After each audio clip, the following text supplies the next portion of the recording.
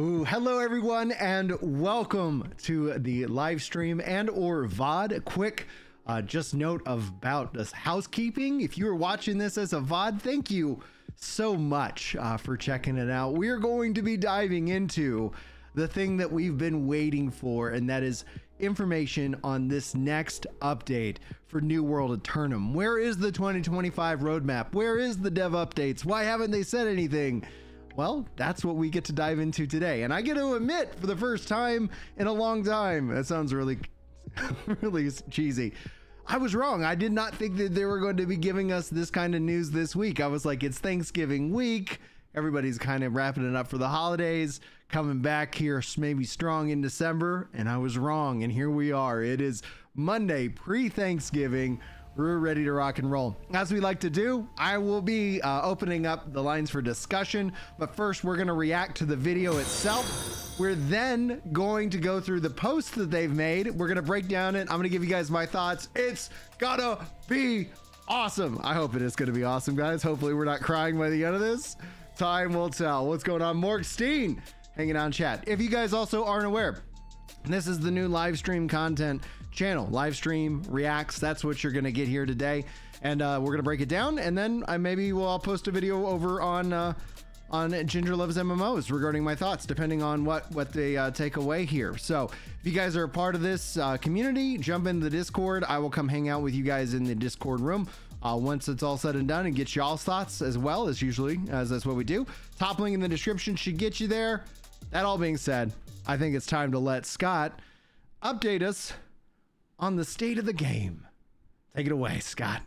Hello, everyone. Welcome to the New World Aeternum post-launch dev update. I'm Scott, the game director on New World Aeternum. I'm here with Dave, the creative director, Dan, give a nod, the design lead, and Katie, the live lead. Let's go, guys. Before we get going, oh my gosh, we launched. We did Yes. it. We've seen people pile in the beaches. It's been awesome. It has been so fun getting the console players interacting with the PC players and watching all that fun stuff. Any stories you all want to share about the launch? I mean, I really enjoyed seeing the raid. Like the first time they seeing that completed was epic. Now people are optimizing it. It's like really cool. Yeah, and mine is related to that because we just saw the first sub 30 minutes and actually first sub 20-minute raid run, which is really awesome, but also means we're going to make the next raid really hard. I'm loving it being on console, so it's my living room. The whole family gets to play. It's really fun. The response has been great. Thank you all for coming and checking it out. Like, I can't tell you how exciting it is for all of us to put this out there and see everyone playing it and giving us the feedback. So like we're really appreciative. Couldn't be happier. So I know some of you are joining us for the first time. And what we're going to do next is we're going to talk about where we plan to go with New World in the future. I hope that I know he jumped in here, that some of us are here for the first time. Yes, welcome in to all the new players and the console players. I really do hope that they spend a little bit of time talking to the veterans, because New World Aeternum is great. It is so great if you're a brand new New World player. But the veterans, they're wondering when is their turn, and hopefully this update goes to address it. We're going to start with Season 7 so we can walk you through all of the cool things coming out in Season 7 and, sneak peek. They're pretty freaking cool. Beyond that, we have this thing that we're going to talk about called in development. So these are a bunch of features that we're working on. Interesting. We are not ready to commit to a timeline, but we want to give you that insight and get some feedback from you, which will help us prioritize which ones come first and where we go. And then we're going to talk about some things that are in the early ideation phase. This is where we just want to get your sense which of these you like more than others, because this is where you can have a big impact on where we go with the game this year. But with that, Dan, you're going to take us through this. Yeah, so next we're going to dive into these things one by one. We'll bring in some other folks to the table and gobble, gobble, let's go. Gobble, gobble. Hello, everybody. So now we are joined by 3 new faces at the table. We have 3 lead designers. We have Joel of Systems and Seasons. We have JR of Combat and Modes. And we have Chad of AI and Encounters. And we together are going to be talking about some things that are in our next season, which Season 7, Seasonal World 1 PvP, new OPR Map Preview, okay, Mutated Expedition upgrades, new daily solo trials, combat balance updates every season, clearly, new artifacts and perks every season, and seasonal events and world bosses every season. So it looks like season 7, the focus is seasonal world 1 PvP, new OPR map preview. All right, let's see what they got. Which is coming at the top of next year. Obviously, we just got done shipping a big console game, and 14. We're getting back up and running into content and feature development. And we'll take you through one at a time. The first one being something we've been talking about for a long time, finally have, super excited. Joel, do the honors, tell us about seasonal worlds. Yeah, this is one that I'm personally really excited about and something that I really have been invested in. So seasonal worlds are a season-based world that will last for the time of the season, so roughly around 3 months, that has unique rule sets where we really flip things on their head. The goal being that we provide players with a really unique experience that breaks the rules, that in the case, and I'll talk about it in a little bit, maybe PvP is always on these rules or on these worlds. You gave it away. I did give it away. Let's go. Always on as you know, PvP. the first server, as an option. not as you know, but as you know now, the first server is PvP focused, and that's something that's near and dear to me. I've played a lot of games over the years that I really enjoy that risk-reward feeling. Wild. The first server. It's going to be wild to see if any of these like rule sets and things like that like take off to where it's like, no, that's what we want for the majority of this game. Not to say that you have to like PvP and participate in PvP, but just how it will change the dynamics and seeing it at an MMO of this scale. Is at level 15. You'll be fighting other players. We've created a unique set of item and gear that you'll be able to craft. It's very heavily crafting focused, which I also really like, where the player will feel powerful in this gear, but the risk that comes with this gear that you'll be able to craft is that it drops on death, that it has durability. We're pulling back some of those old mechanics that don't exist in the normal worlds. Resources and the gear.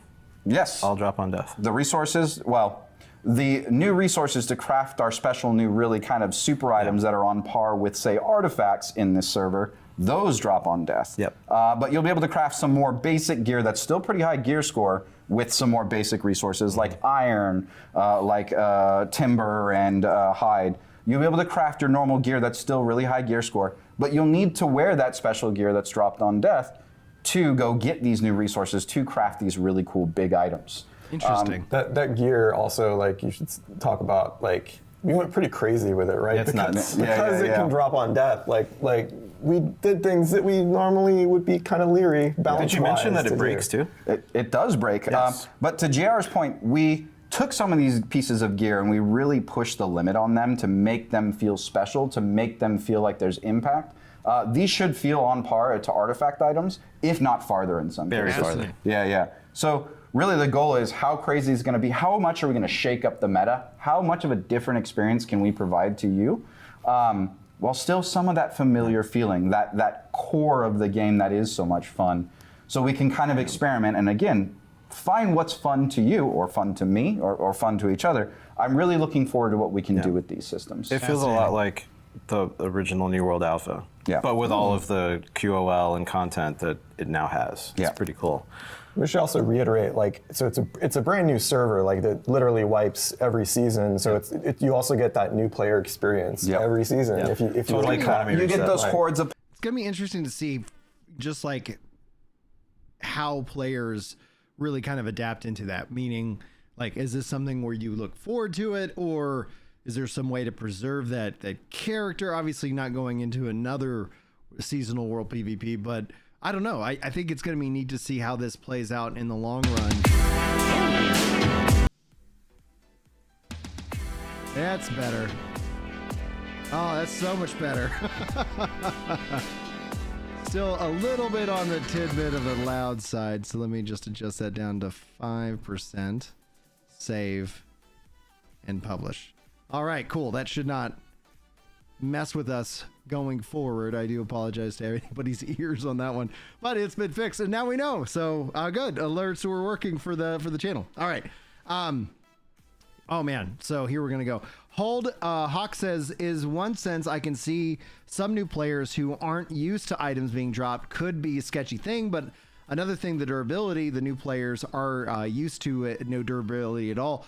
this is why I think it's a really cool thing to see them taking this part into, this kind of isolated environment. I've long said, like, it'd be really great if there were custom server rules. Make a hardcore mode, make the open world enemies like absolutely like incredibly strong and just like your basic enemy. So like going out alone is a death sentence pretty much, or like you can do that in these isolated worlds if you have the big enough population to do so. Anyway, we'll let them continue. Players coming in from the beach, you get the camps on the ground. You're going to have a lot of like death and maiming getting to the settlements. Yeah. That's my jam. I'm a somewhat of aggressive player, so I'm excited to see how players are going to treat this, how they're going to form up and protect each other, but also potentially rob each other from their gear. It feeds into the territory system too. It brings those big stakes to this. Crafters are now like a necessary part of your war machine as you take over the server. It's all there. And there's a lot of little fine-tuning quality of life tweaks that we're also looking at as well. So like, I know you just did the MSQ. We were looking at ways to make it so you can completely level by crafting if you want to. Yeah. Again, we'll have more details on these things in the future, but we're really trying to fine-tune these little experiences to feel like you can play how you want, and that it's, again, slightly familiar, but completely different when you play through it. And I'm really excited to be bringing these services. Check it out. That's awesome. It's a whole new frontier. I mean, it's changing up all the time too, which is great. Yes, we have, I can't wait to tell you about all the ideas we have for future ones. And of course, they become places to experiment with things that we might bring into the main game. But that's not all. One of the other things that we're very excited to bring you, JR, I won't upstage you. What are we bringing? Okay, so we know OPR is one of our most popular modes, and we've had the same map since launch pretty much, right? It came out shortly after that. Yeah. So I'm excited to announce that we are in development on a new OPR map, and we're going to actually have it be in a preview form for Season 7. Nice. We're going to have it on for a weekend, and we want to get the player feedback on it, and so they can, you guys, we want you to help us to develop the map. We want to make sure that this map is lives up to the expectations that you have. On that note, it's going to be really interesting to see if they do a PTR or if this ends up being kind of their plan going forward, where it's like, okay, we're going to release the season and we've got some ideas that are for down the road. We're not quite finished with them, but we're going to release it into kind of a weekend kind of test, because I think that would actually give them way more feedback, way more valuable testing outside of what we saw with the PTR, where sometimes it depends on the update. You'd get a lot of activity or none activity. And then obviously content creators would dive into it because we want to understand the update so we can tell you guys about it. So that's kind of been the ball game. I'm curious to see if we're gonna if they announce that there's gonna be a Season 7 PTR. That's what I'm kind of curious about now. Having waited for so long. Yeah. And later in the video we'll talk more about it, but I mean this is just the beginning, right? We're spinning up multiple maps. Yeah, absolutely. The modes pipeline is in full gear now. We're going to be making new game modes and new maps and for existing modes. And yeah, this new OPR map is kind of like the first one out of the gate. Yeah, we wanted to show it to you, even though it's not potentially not fully ready. Again, to get that feedback, but also we're just so excited. Can't wait. Next on the list is kind of a few small things that we're doing for mutations, which are expeditions in the game have normal and mutated levels. So for M3, which is the highest level, we're adding these to the instanced matchmaking system.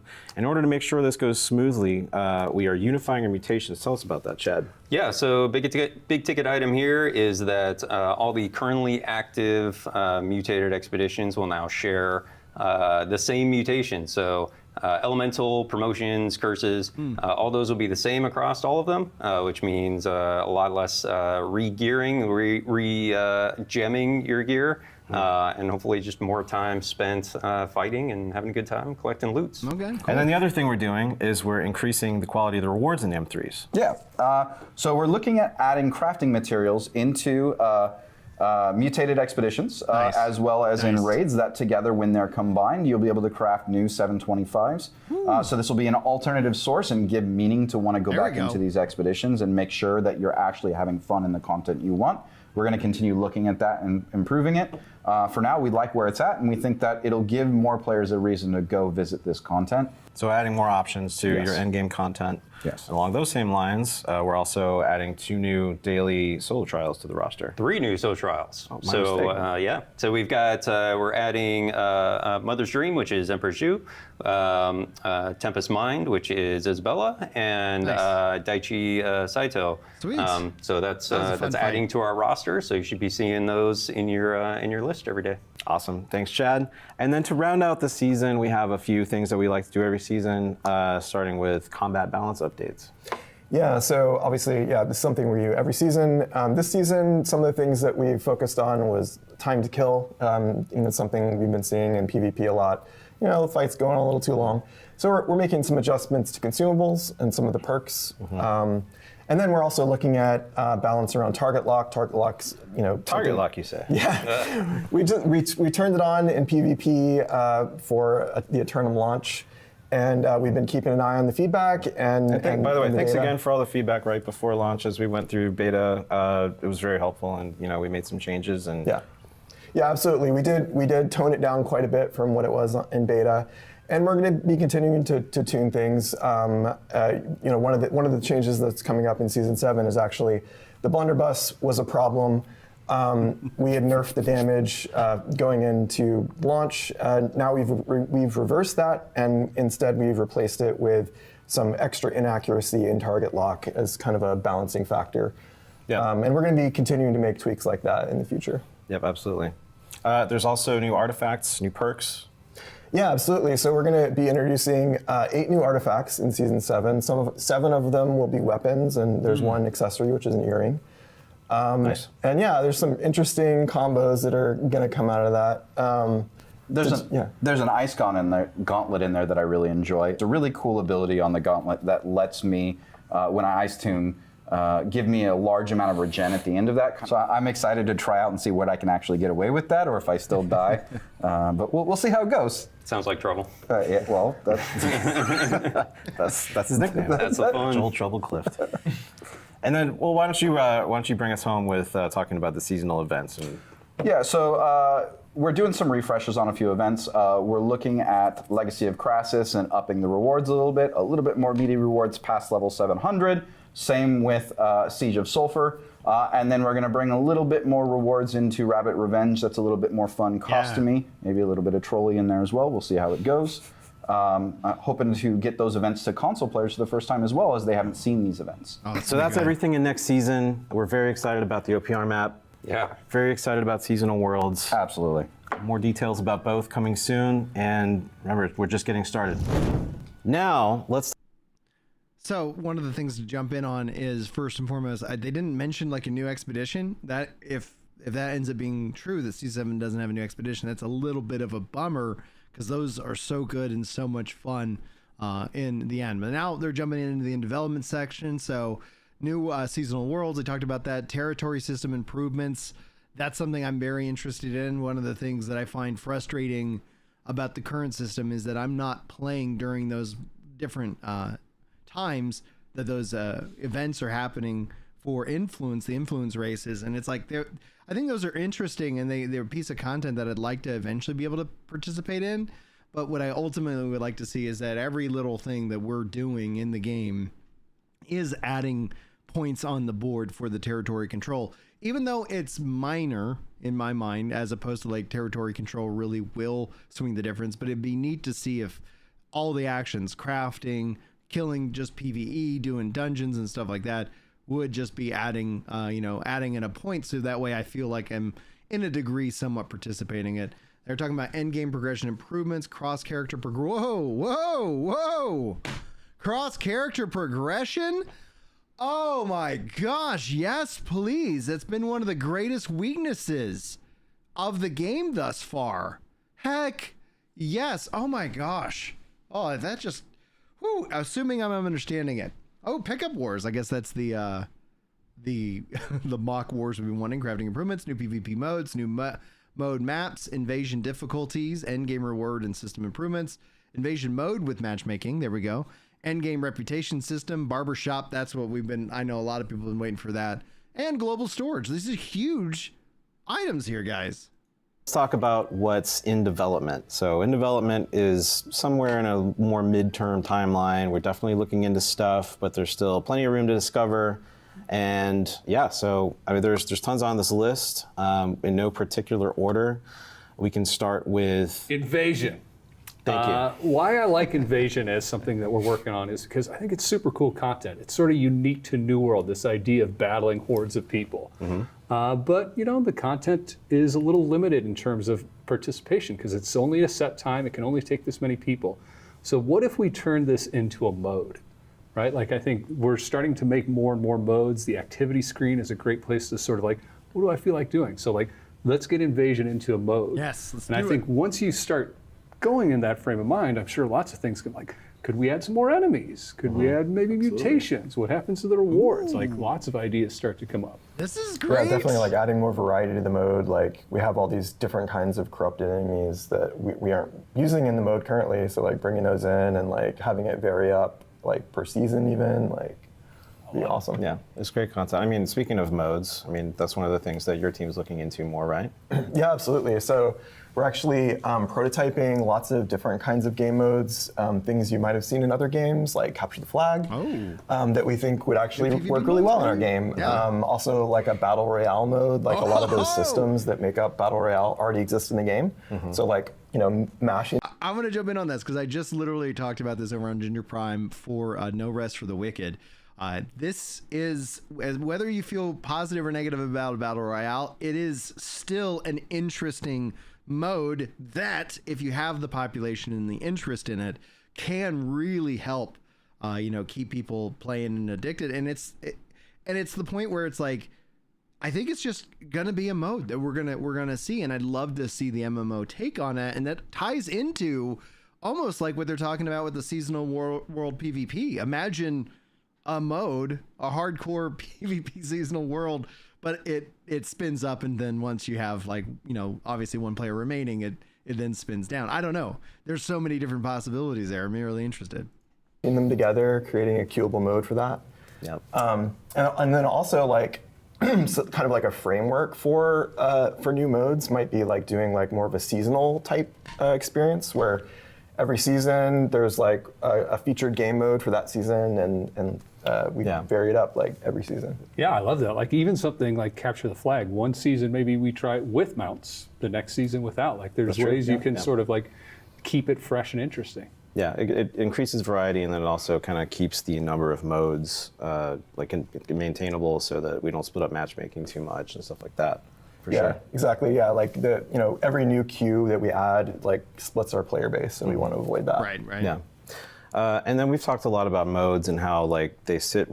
They could easily have kind of a mode rotator where it's like, okay, on the weekends or something like that, like you know, Thursday through Monday, this is gonna be on, you know, and you can take part in it, and then outside of the rest of the week, it's, you know, not gonna be that active, so we're gonna just make it kind of that event in a way. Like I've long said that I would love to see like New World have its version of, you know, like Destiny's Trials, where it's like, hey, it's on the weekends, usually run several days, and you can participate in it, and you know, but we'll see. Really well next to our open world, but like the open world and the persistent New World experience is super important, and that's where we're looking at all kinds of stuff, like QOL things. Yeah, like one that I know we're thinking about is storage, right? Like how many times have you been crafting and you're like, you know, where is this material? Or you're so much. you're about ready to run a mutation and you need a special piece of gear, right? So like if storage was much more global, Yep. what But would that be like? still filterable. You want to be able to make sure you can find those things or sort it in a way that's meaningful to you, but not have to chase it down every time you want to do an action like crafting and other places like that, right? Pull it out. Yeah, this is one where we have to kind of solve like more edge cases than you think of. There's tech, but I mean, we definitely want to do it and get it out there. Similar to modes, also one of the pieces of Endgame content that we love, but we want to try to improve upon is wars. Yeah, right? absolutely. So I bet that the majority of the player base has not experienced a war. This is because true. It is This very is true. exclusive content, but it is so good. It's so fun. So our goal is to provide a way for the rest of the players to try it out, right? So that Not just try it out, but actually like understand how it works, because you do have that exclusivity to it, and because of that, it adds anxiety if you're trying to step in and do wars, and you're like, oh, I don't even know what I'm supposed to be doing. You know, it's like and people have been doing wars for years now. This is going to be so nice. This is going to be so nice. Noctis in chat asks, what did I miss? Oh, dude, a lot. It is getting good in terms of what they're announcing. I think they just announced a cross progression for characters. So that's going to be really, really cool. Now it's just in a list. I'll see if they talk more about it. But yeah, dude, I'll put together my thoughts in summary form over on Ginger Loves MMOs for everybody. But whoo, boy, like there's a few things they haven't said yet, and I hope that they do a talk about. But it's gonna be really interesting to see what they say in the long run. Pastor Jedi says, yeah, I'm kind of lost on the war stuff as a new player. Absolutely, me too. Like I enjoy PvP, I enjoy PvE. I tend to lean more into PvE because that's something a little bit more pick up and play, and I don't want to hold people back. I don't want to set people up where it's like, hey, we brought Brian along, and because of that, we lost the war, right? Like there are stakes on the line with the current war system, and so the incentive is actually just to go ahead and say, well, maybe this isn't content that I'm going to get to do. I'm perfectly fine with that as an adult, but that's why I've advocated for the mock war, the pickup war perspective. Same thing with the invasions. Like, let's just add this as some content for the game because people talk about it as the premier content that is so exclusive. And I think more people would get a lot out of that. It's weird because they add in this. Did they add in anything new? Technically, no. But all of a sudden, participation becomes way more accessible, and thus people can decide if they like it or not. The thought is that we would do some kind of like private war system or like a pickup war where any company can challenge another company to a war. Mm-hmm. So that's just a way of like, you know, bringing war to the masses. I love it, right? Because there's so much that, you know, war relies on right now. Like it's so important that people don't want to take risks. But if you make it something that like any two companies can set it up, you don't even have to be in a company. Maybe just any, 50 people can get together. It allows people to try new builds. It allows people to try new people rather than slot the exact same people in every time. I think it's great. Yeah, it's a place right now where you can't really slot somebody unless you have no way to vet them or audition them. And then, like you said, just more people being able to experience it at all. So we've heard from a lot of you, and we completely agree that the start game for a new world is now better than it's ever been. The mid game is feeling good. It's really when you get to the end game and the kind of like systems and dailies take over. That's where we think we can double down and make things start to really click and awesome. We've all got thoughts on this, but Joel, why don't you begin? Yeah, absolutely. So first I want to say we hear you and we understand that a lot of the older content, we really want to refresh that. We want to make it feel like you can go back to Reek Water and have impact. You can go back to really crafting high-end gear, finding unique things from crafting. In an earlier segment, we talked a little bit about how we're improving item crafting from mutated dungeons. We really want to take that to another level across the board. One example would be looking at reputation systems for some of the zones and being able to build up and kind of have a reason to go somewhere you might not normally go, build up, get better rewards, have reasons to go craft there, have reasons to go do different gameplay elements such as ECRs, such as questing, potentially new gameplay activities in some of those areas, new collections. We're really trying to push kind of play how you want to play. Yeah. Part of that's like making rewards that you care about, right? Yes, absolutely. So it's like in the past we've had just like this gear score chase, and then you get the perks you want, and then you're kind of done, right? But we're talking about having a larger variety of perks that are like more of a horizontal progression, like something the combat team's been talking about actually is we have like one unique perk per ability, but there's nothing to stop us from making like 10 unique perks per ability, right? And having just a lot of variety and like changing up your gameplay that kind of is more of like a horizontal thing. And then taking that a step further and potentially putting those perks in unique places. So I have to go to this dungeon or Reek Water or this zone to be able to get those perks, and also making those perks have more of an impact in different game modes and different areas of the game as well will really help flesh some of this out. Really make crafting meaningful is something that I'm personally passionate about. I love to go gather, click rocks, whatever you want to say in the game. That's my jam. I love doing those type of things. You'll find me gathering more often than not. But I really want to make sure that crafting has that meaty impact that we had previously. You're able to craft some of the best gear, and it has a reason and a purpose is one of the biggest goals we have for this. Beyond that, really making sure that you can kind of play the way you want and go to the zones that you want or the modes that you want, and making sure that those rewards are meaningful, not just go to the raid, not just go to Sandworm, and not just go get golden coconuts and other things like that.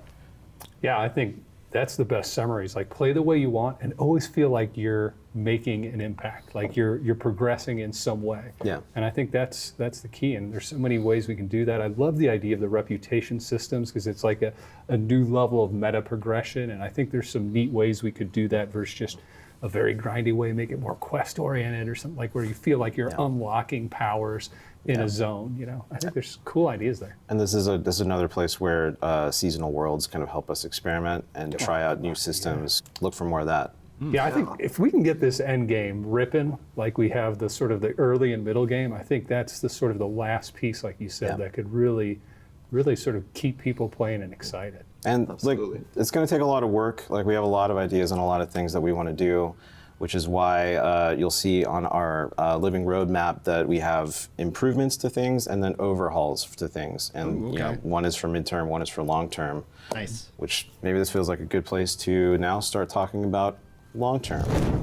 Long-term plans. And Mystic says they haven't spent any money on the game because they weren't sure about its future. Now that they can. Yeah, I think New World's going to have an incredibly strong future. I've been saying this for a long time. I've been mocked endlessly from it, but I've taken solace in the fact is like those who do not know are the ones who tell me that I don't know what I'm talking about. So it's just a fun little thing. Thanks guys for the 4 likes on the stream, by the way. I really appreciate it. We're got a new channel here, just crossed over 200 subscribers. This is the Live and Reacts channel. So I appreciate y'all coming in and hanging out with me. And if you've made it all the way and you're in the VOD mode right now, really thank you so much for giving this video some opportunities. And yeah, let's see what they say. Long-term plans.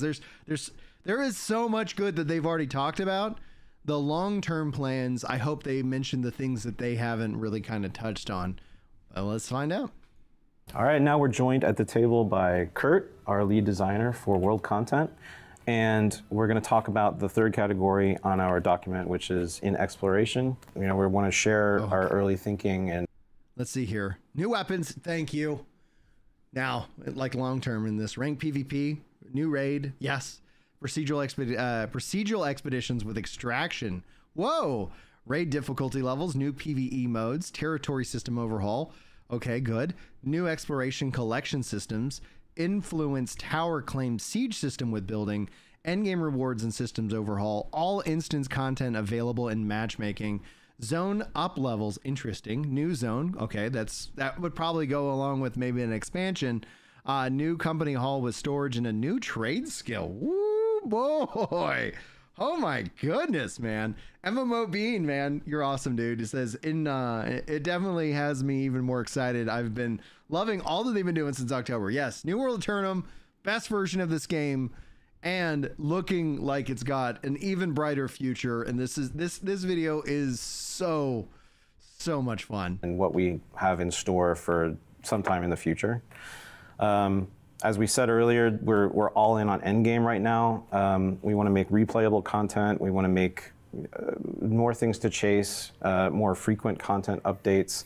And some of the things we're thinking about are, you know, we'll start with kind of our known things like new weapons, for example. Yeah, absolutely. So nothing to announce on specifics here, but we are in development on our next weapon, and we actually are going to be prototyping multiple weapons, and they'll be coming out at a more regular cadence in the future. Yep. I like that. And then zone up levels and new zones. So Kurt, you worked on the Cutlass Keys up level, for example. That's right. Cutlass Keys was an experiment in what it would be like to create a max level replayable zone in New World.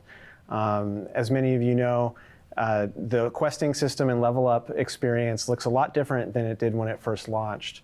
And as part of that streamlined process to make it level up as immersive and fun as it could be, there are parts of the game that kind of got left out of that streamlined leveling quest line that we did. So we're looking at taking some of those zones that are no longer part of the level up experience and repurposing them into max level explorable play spaces. And so one of the things that we're currently working on is a Reekwater up level to refresh Reekwater for max level players and bring new elements of progression and gameplay to the zone.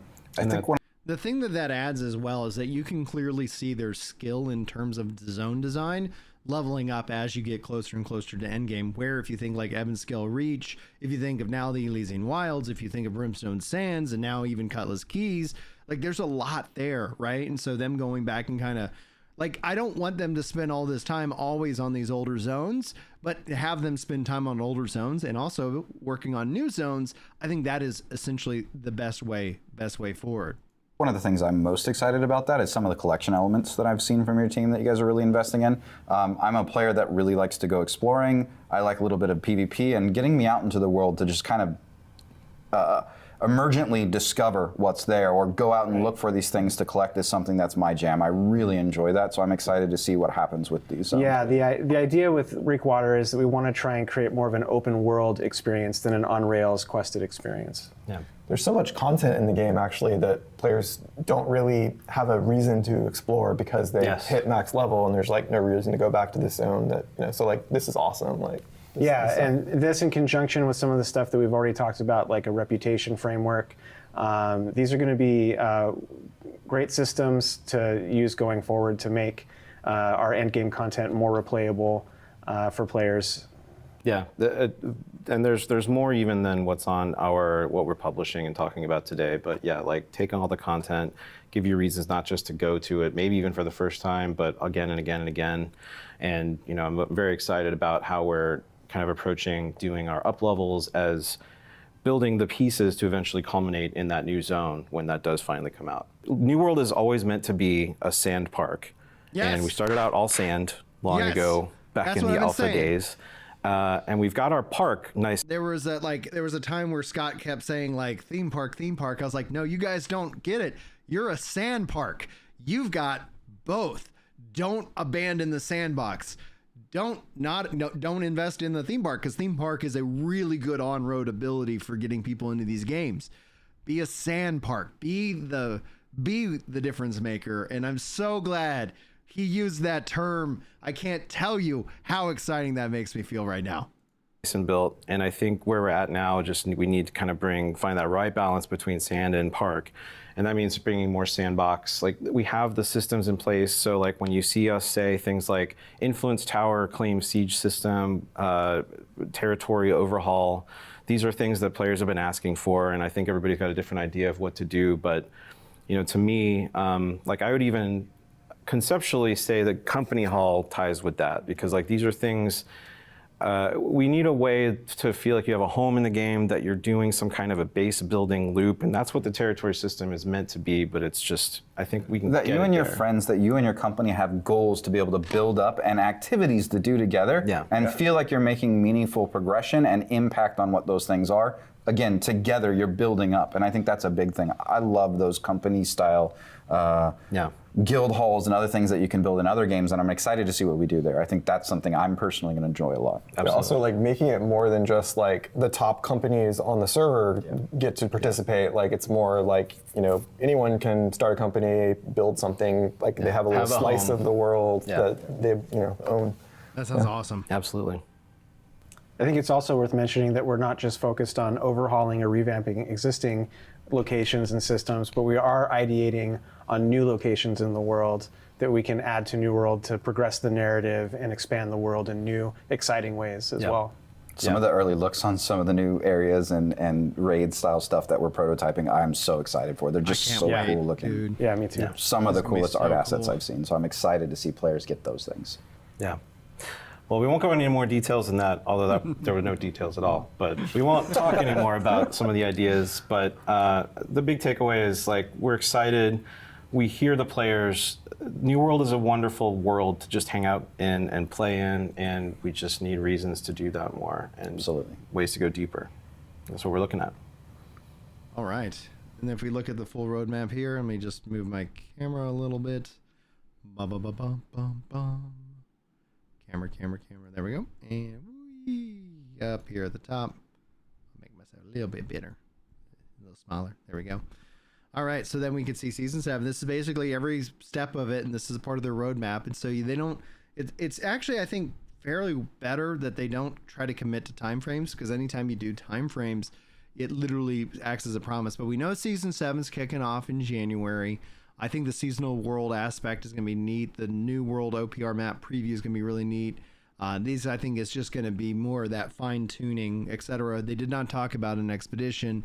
Then we go into the in development. This is where I think this, and then obviously in exploration, this is the kind of roadmap I've been wondering. Now, I would venture to bet, and I don't know if they're going to, because they said talking about new weapons at a various different cadence, like an increased cadence, which is really exciting to see once they kind of get that in place. But they could also marry new weapons around the expansion. Same thing with the new zones. I think that people could ultimately say, like, this is definitely means that we're going to see an expansion. And based off of previous roadmaps, this is Living Roadmap November 2024 update. As things get done and finished, then we could see that roll into season 8 or season 9, and then maybe like every October. Like I do think, and I would actually put money on it, and so I will put money on it. If I'm wrong, if we do not get a New World expansion by, I'm gonna say fall 2025, like an expansion, then I'll gift out 10 members to the channel. Now, if we're not monetized by that point, well, oh well. and then I'll figure out. I'll do it over on Twitch or something. But if I'm right, then I get to hold on to my money. That's great. So I think that we're going to see that, and I hope that we'll see that yearly expansion model really play into this game. And everything they've talked about has just been so freaking good, so good, guys. There's still things I want to see, and I'm going to continue to give that feedback. Like aptitude levels for the player and the weapon. Just let me continue on getting experience. Don't let experience go to 0. Let me continue on with that. Man, I like it. I like it a lot. Wow, that was a lot of information. Thank you to all of the folks, Dan, you and the group, for sharing all that information.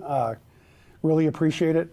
I don't know about you all, but I think I found it all exciting. If I had to pick one thing, though, I think the seasonal servers are just going to change the way people play the game, and I think that's awesome. Really, really cool. Mm-hmm.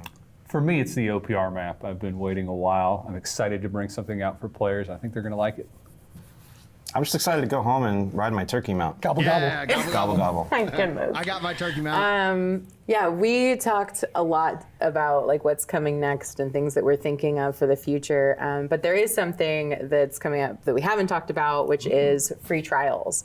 So this is something that's on console. And so if you have friends or family who've been wanting to try out New World Aeternum, this is a really great opportunity for them to hop in and try it out for free. That's so look for more details on that on the site.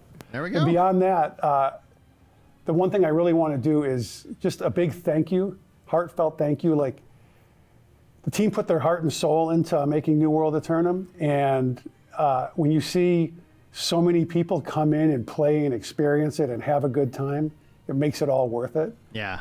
Feels really good. They did a good job. Like, on behalf of the entire team, thank you to all the players. Like we couldn't be more appreciative. And with that, we will see you in Eternum. Yes, you will. Uh-oh.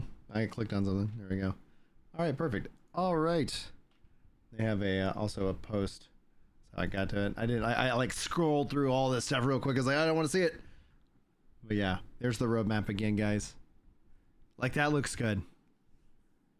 I didn't see any expeditions, but maybe new mode maps. I guess that's what that is. So that's closer than anything.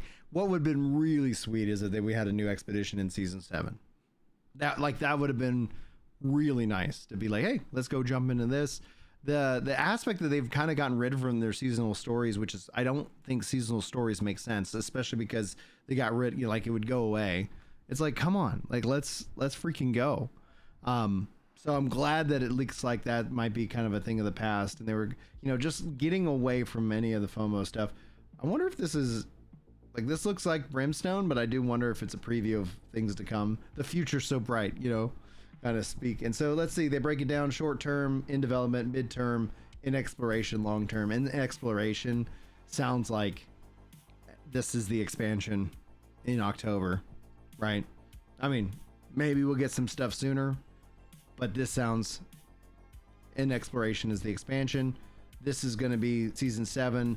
So this is the next, let's see, what is it? 9 months.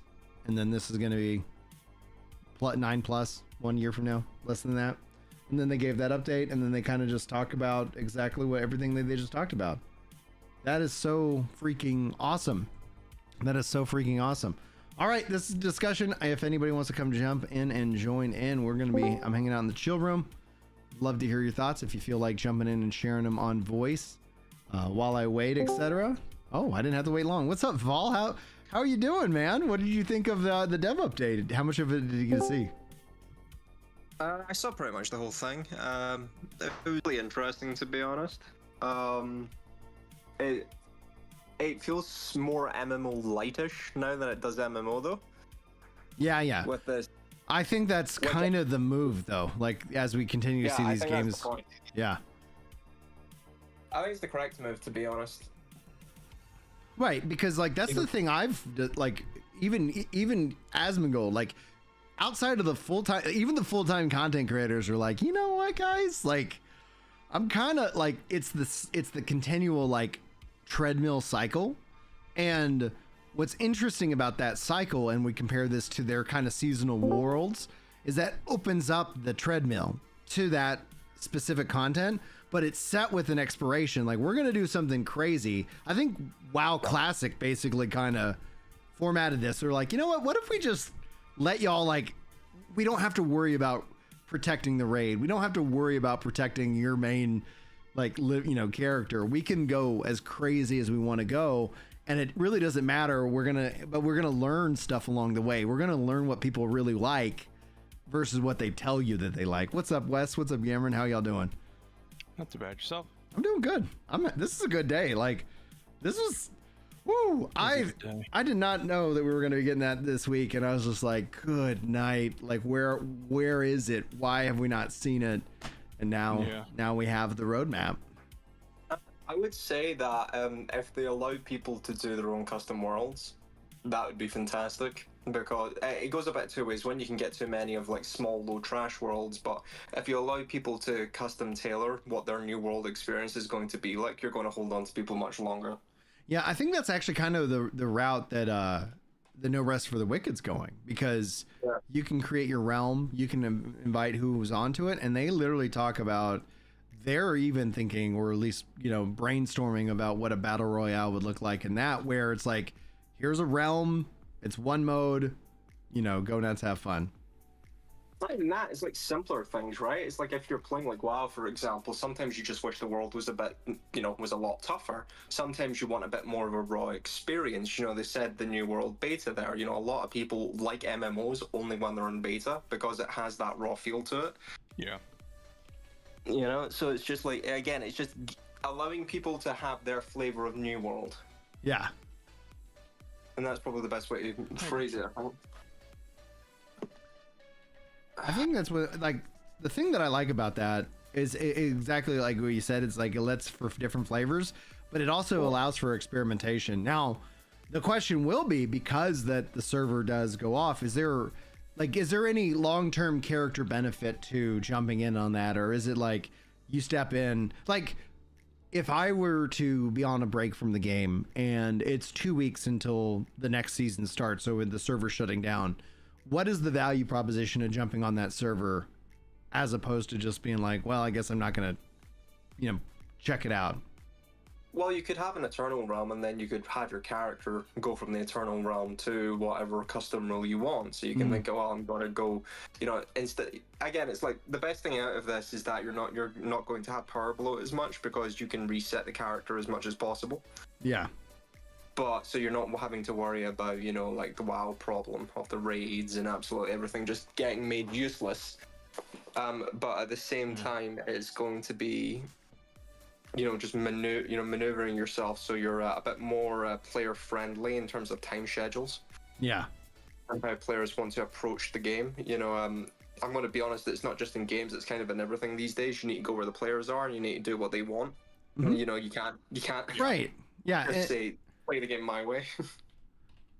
Yeah, especially, we've been seeing so much pushback from players who are like, nah, I'm good. Yeah. There's just so much competition now, you just cannot afford not to be customer centric. Like, and maybe 20 years ago you could have done that, but today, even in the MMO space, it's pretty saturated for what is probably a limited number of players. Right, and then you also have a more informed player base for the most part that's like getting a little bit picky and choosy with where they want to spend their time, and money. Like that's the other aspect of it, is that where do you want to put your bucket of and what's your most limited resource? For most of us MMO players, it's not money, it's time. From the devs' perspective, I think they've been a lot of devs have been kind of slapped in the face because they've been wanting to get on the younger generation. Yeah. And they've kind of come to the realization there isn't one. And the biggest player, nobody's had kids, so the biggest player base is still the player base you were catering to 10 to 15 years ago, and you've abandoned them. So I think that's going to be a correction. Yeah. And I think MMOs have kind of done that a lot. Like, I'm going to be honest, WoW doesn't feel like WoW when I was a kid. WoW feels completely different. Yeah. In terms of just like tone, look, feel, like it's a completely different IP. It's the same with Dragon Age, it's the same with all of these. They've forgotten who these IPs are, and I think New World has a chance to say, look, because it's just emerging out of all of this, to say, look, we're going to be the most flexible, adaptive MMO on the market. Yeah. You create the experience you want, and we're not going to impede on that experience. It's like, you imagine having a housing server. Right. Well, and they kind of alluded to that, right? Like I even alluded to it because like the first world is all fully PvP. Yeah. And I'm like, all right, let's go. Let's see what that looks like. How does that change how people play? What are the positives? What are the negatives? Right. And then you go in, and what if the next season is like a hardcore open world PvE, like where it's like you don't want to step out of town by yourself. If you don't bring a friend, we cannot guarantee that you're going to live. I mean, I think we've discussed this before. It's like the best thing I wanted. It's like, imagine wanting an FF11 experience. Yeah. And you can't get that anymore. Right, you can't. Make it in New World. Right, and it doesn't have to be the whole game, and that's been the big problem that I've like tried to kind of fight for. Is like there's so much where if you try to make it your whole game, you're not going to get the size of player you need. But why not make a separate server for that player base? It was Final Fantasy XIV's Eureka, which made me go, man, I wish Eureka was the whole open world experience. I wish the Boschia was the whole open world experience. This is great. This is what I want. Why does it start at level 70? It's like, just spin up a server, just spin up and if only 10 people go and play and like that server, you know what? Then I'll eat crow. Then I'll be like, yeah, clearly there is not an audience for it. But I think that we could get a couple of hundred people. I think we could get maybe a little bit more than that. And people might, and then it's like, cool. We don't have to change the whole game. We can make a special rule set because we have this concept of servers, and you can let players themselves decide to choose. Imagine the Final Fantasy XI kind of stuff with, brought into just a specific world in 14 that hey, you're joining this world. Here's some differences, and I would like to see servers that aren't season limited like that. Mm-hmm. So the community just works out what different types of modes it likes. Does it want a more hardcore? Does it want a more PvP orientated one? Do people just want to go craft? Because the community is going to gravitate towards different experiences because there's so many different types of players in an MMO.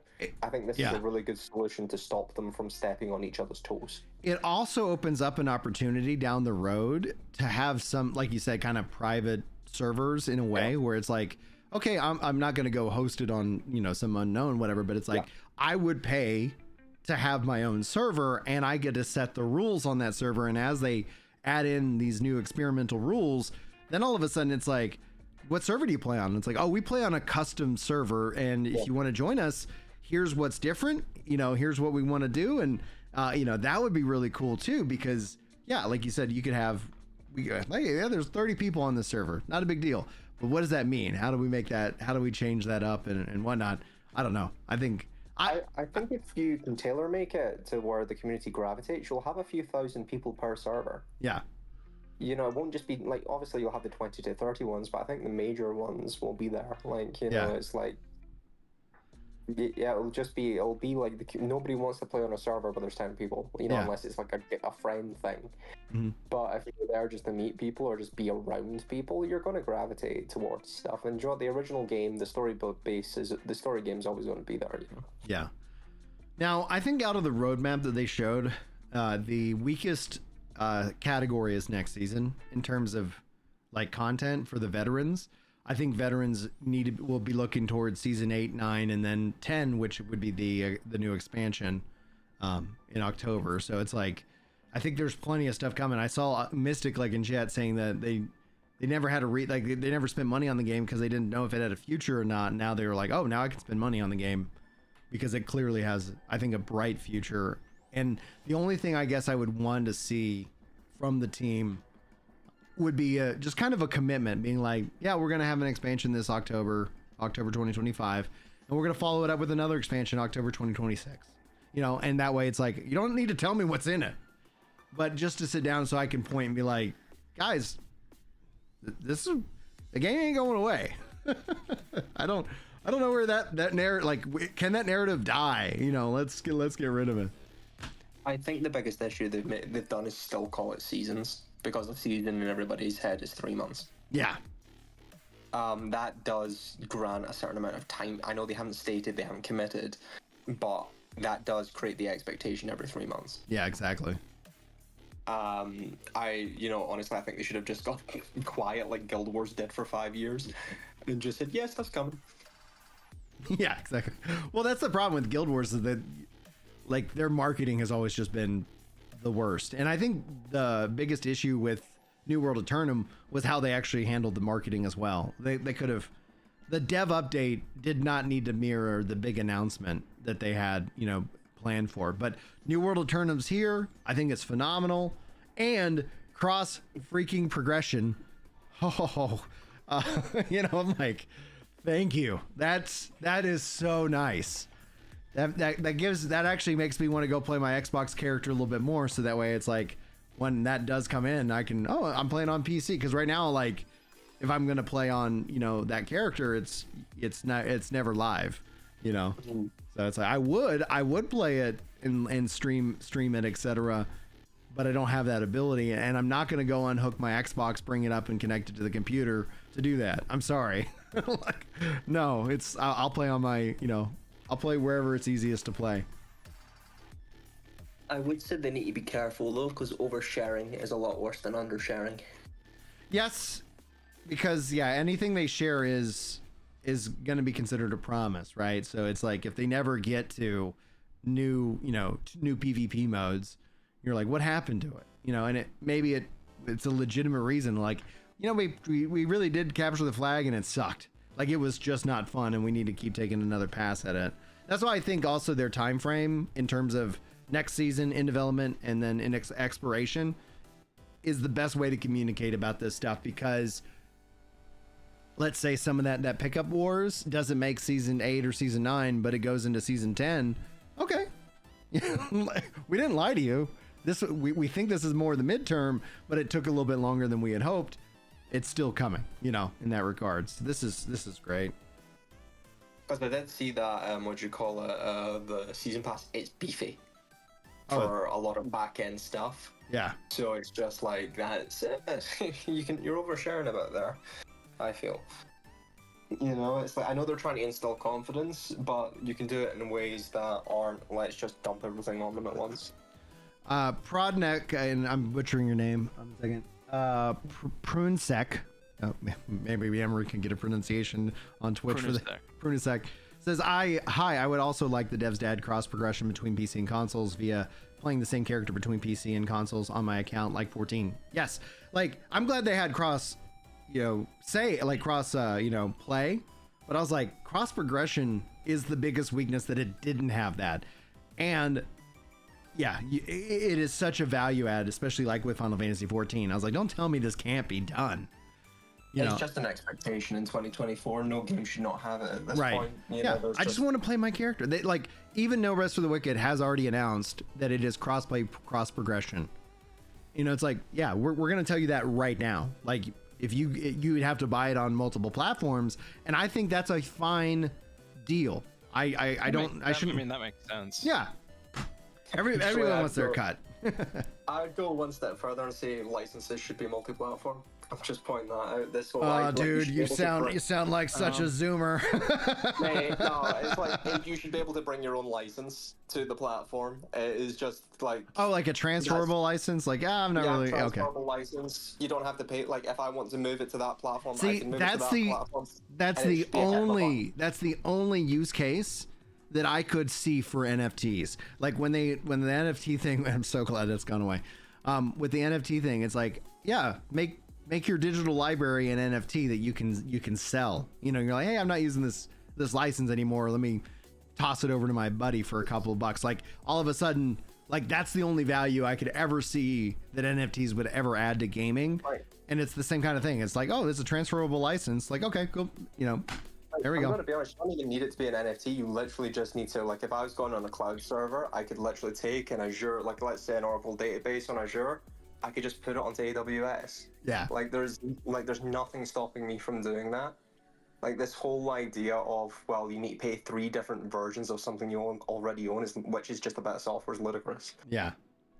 I know I might sound a bit of a zoomer, but it's just like, do it, otherwise I'm just not going to buy your game. It's as simple as that. Them adding in the free trial, I think that's going to help out a lot, because then it allows people to kind of test it out without having to spend in the money. And then what will be interesting to see is that if at some point they open up the game to like Game Pass, PlayStation Plus, like on consoles, like, hey, it's been a year, maybe. What's up? To make sure correct, is it only for console, that free trial? Yes, that's how it was. It did not seem like they were adding in a free trial on PC, but I would say once that work is done on consoles, I don't know how it would be very difficult to translate that over into Steam, or something like that. I'm going to be honest, it'll be too late. You'll see the exact same thing Sony does, where they'll release their game like 18 months on and then nobody buys it. Yeah. Because the hype's gone, the marketing's gone, and no one cares. Well, that's exactly right. So you look at Star Wars Outlaw, like you look at these things, the hype is gone. Square Enix, Final Fantasy 16, hype is gone. Like Dragon Quest 3 2D HD remake outperformed. It's like, it just, all right, that's great. Let's go. It's Dragon Quest. Yeah, but Dragon Quest is great. But, still, it's just like, you got to make that. Marketing budgets are pretty expensive and pretty limited. Yeah. It's like, I don't know if they just have, like, we've got this many, like, free licenses to give away, that type of stuff. We've got this budget, and they're, picking and choosing where they can give stuff away for free. But if they're thinking, I'm just like, the PC is the largest market in terms of market share, which is potential for scalability. It's like, 1.5 billion people have a PC. Yeah. If you're not going to allocate the proper resources to that, well, people are just not going to buy it. It's as simple as that. Wes, I know we've been talking and you've been kind of just hanging out, yammering. Do y'all have anything y'all want to add? Because I do need to get returned to the work. What about the... it all seemed pretty good. Barbershop, I'm glad. Like, the biggest thing for me is the barbershop. Like, well, yeah, they made such improvements to the character creation, and then it's like, all right, what about if you already had a character? Sucks to suck. Wait, seriously? But like the fact that they're adding like more open world stuff and like what's it called, and like stuff for the open world and exploration, I'm glad. Yeah. I'll be honest. It's like a lot of nice things I'm seeing, but I'm not impressed. Okay, that's fair. It's here's a bunch of stuff that you added. You're bringing a bunch of stuff for new people, not a whole lot for your existing. It seems like I get the another vibe. Middle finger to your existing players. I think that, like, in development and beyond, yes, like that's what is for your existing players. But like in New World Aeternum, yeah, like it was very light. It was very heavily focusing on that. But like them talking about endgame, various different reputation systems, like I get a completely different vibe. Now, once we see it and go hands on with it, you could very well be right. It could be like, well, that was pointless. I'm gonna be honest. We gave the middle finger to them months ago. Right, You like know, that, like nothing they've done today would have changed that. they gave us the full bird, and they've been just kind of like trying to wind that back down. Like, if you were disappointed 6 months ago or whenever it was, nothing's changed. Well, and then going into season 7 too, like, but that's what I was like, when you look at that line between season 7 and in development, like all of a sudden it's like I feel like it's a massive shift towards the things that we've been wanting as veterans, and that makes sense because your new players around in the spring and summer are now your veteran players to a degree. They're going to want this stuff as well. Now, the other thing that is interesting we didn't talk about is the pickup wars.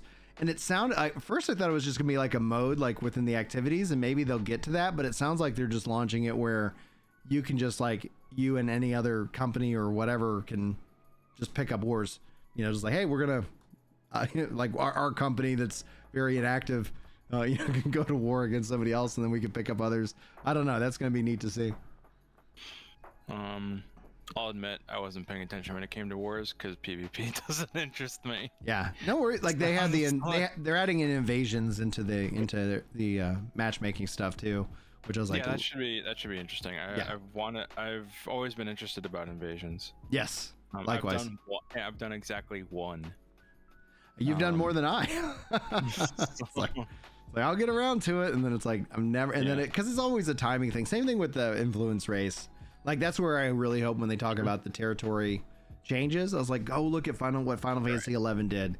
Like you can have influence races, you can keep all of these things and have those be like weighted at 90% of everything, but give us others like 10% of an impact on how that flows. And so hopefully we'll see that, because I thought 11 did it great because it would just basically total up the points, and then every week it'd be like, oh, turns out. Do you know what I'd like to see? What? I want to see a PvP mode where the developers don't tell people that they're playing against other players. I want to see how that works out. I want to see if people still have the same aversion to it. How do you get around that? Like, I'm just trying to think. Yeah, I want to see if people still have the same aversion to it, because if it's a big confidence thing, NPCs.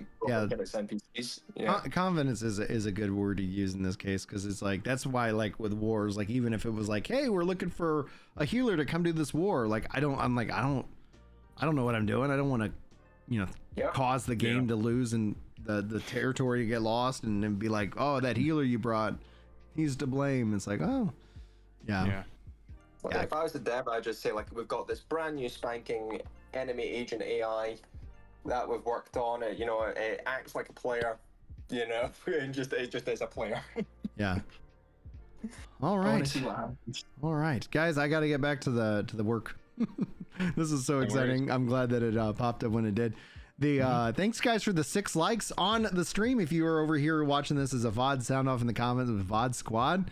Love to see you guys sticking around. Thanks for pushing the channel up to over 200, and hopefully we'll keep plugging away at this. We'll be this is obviously a weird week because it's Thanksgiving week, so I hope you guys all have a wonderful and safe Thanksgiving break, and we'll be back obviously next week. I doubt there's going to be something that happens tomorrow that will get me to go live, but you know what, that'd be kind of crazy and cool as well.